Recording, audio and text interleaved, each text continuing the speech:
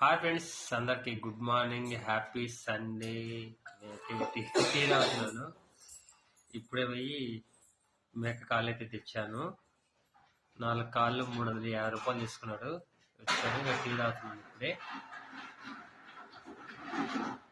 Friends, మీ అందరు tea తాగేసారా? నేను ఇప్పుడు టీ తాగుతున్నాను. అల్లం టీ బాగుంది, టేస్ట్గా ఉంది.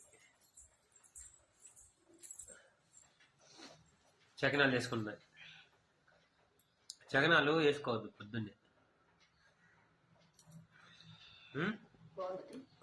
వస్తుంది హైలైట్, ఘోరం ఉంది. వీళ్ళేంటి స్పెషల్ టీలా